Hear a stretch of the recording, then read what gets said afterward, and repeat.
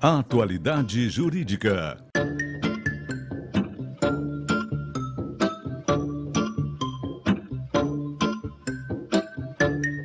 Com Odilon Garcia Júnior e Ivone Garcia. Estamos chegando com o nosso Atualidade Jurídica, sempre convidando profissionais que são competentíssimos no assunto que a gente debate. Hoje estamos com o Dr. Odilon Garcia Júnior e a doutora Sabrina Moleto e vamos falar sobre as carências nos planos de saúde. Obviamente que eles são profissionais do Garcia Advogados Associados. Agradecemos a ilustre presença deles e também a sua preferência pela nossa audiência. E continue sempre conosco. Doutor Odilon, vamos falar um pouquinho dessas carências nos planos de saúde. Eu queria que o senhor fizesse uma explanação para nós sobre esse tema que a gente vai debater. Obrigado, Guaraci, pelo convite mais uma vez.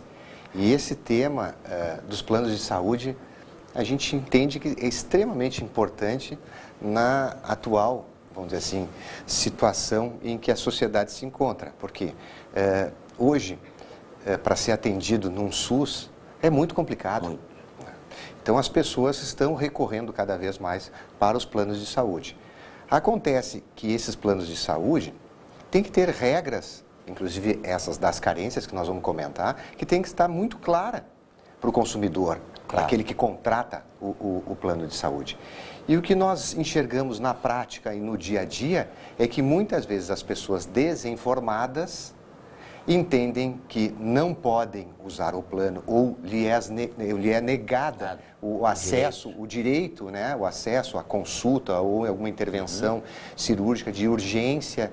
E fica por isso. Não, nós temos que saber nos defender, saber quais são os nossos direitos, se essas carências são válidas e em que momento são válidas, em que tipo de contrato. Para isso, temos uma Atualidade Jurídica com vocês, convidados aí. Com certeza. Doutor?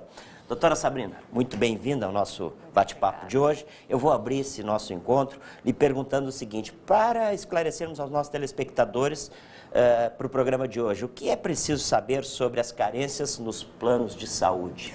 Guaraci, é preciso que fique claro para o nosso telespectador que a carência nada mais é que um período em que ele vai pagar no plano de saúde, porém não vai utilizar os serviços propriamente ditos. Isso porque as operadoras elas precisam fazer uma reserva de valores para custear os serviços que vão ser prestados ao longo do tempo. O mais importante é saber que esses prazos são legais, existe uma previsão específica na legislação e que eles devem ser observados e informados para o consumidor claramente. Doutora, e o plano de carência, ele pode variar conforme o plano? Sim, eles podem variar. O prazo, na verdade, exatamente, né? O prazo a legislação ela prevê um prazo máximo, né? Como é o caso das carências que existem mais debates no judiciário, que são os atendimentos de urgência, que são vinculados mais a acidentes pessoais ou complicações gestacionais, e os atendimentos de emergência, aqueles que o paciente está com risco à vida, né? Eles precisam de uma intervenção de emergência. Esses procedimentos ele têm um período de carência de 24 horas. Os procedimentos mais comuns, como exame, consulta ou alguma intervenção cirúrgica que possa aguardar, ela tem previsão legal de 180 dias de prazo de carência. Ou seja, para cada contrato, eles podem estipular esse limite máximo, porém, há a negociação entre as partes que pode ser inferior. Claro, e que tipo de... Eu vou fugir um pouquinho do nosso bate-papo. Que tipo de problemas vem mais, doutor Odilon e doutora Sabrina, que chegam até vocês para esclarecerem isso? As negativas, né? As negativas de cobertura. As negativas e às vezes até o cliente já chega, olha, eu já paguei por isso, nós vamos analisar. Não, mas não era para ter exigido carência nessa circunstância. Claro. Bom, doutora, em razão do atraso de pagamento ou na renovação do contrato, é permitido a recontagem da carência? Essa é uma questão bem ocorrente e que nos procuram bastante para esclarecer, principalmente em contratos individuais e familiares, né? Em vista da crise que muitas pessoas financeira, que as pessoas estão atravessando, às vezes é difícil o encargo mensal ser cumprido, né? Mas é preciso saber que mesmo no atraso de mensalidade ou muitas as renovações de contrato, né, com as carências, com os serviços prestados anteriormente, eles não pode ser recontada essa carência, Claro. né? E muitas vezes é exigida do plano. O cliente chega, atrasa um mês a mensalidade, não, agora vamos cobrar de novo os 48, os 24 horas de carência. Isso não pode acontecer. Claro. Doutora Odilon, na opinião sua, na verdade, com a crise que as pessoas estão sentindo hoje pela economia do país, o plano de saúde seria a última coisa que as pessoas têm que cortar?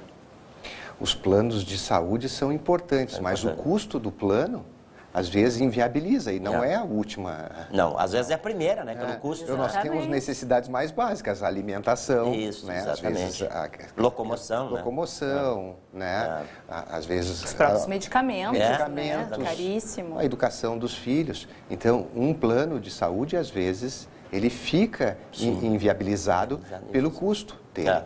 Né? E isso é importante dizer.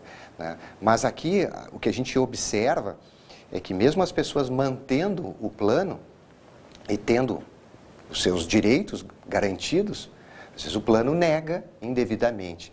E isso a gente tem que separar a negativa que o plano faz por questão de carência, que esses prazos que são exigidos, de uma negativa, às vezes, de um procedimento.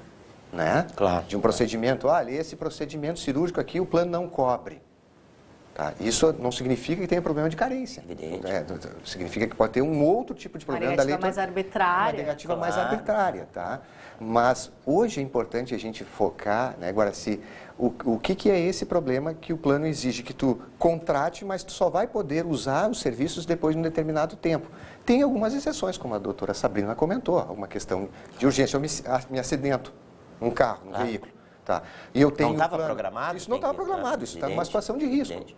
Não posso usar o plano porque não cumpriu a carência. Não é bem assim. Claro. Tá? Esses alertas que a gente quer fazer. Claro. Doutora, a gente tem notado aí diversas dificuldades das pessoas em agendamento de consultas, né?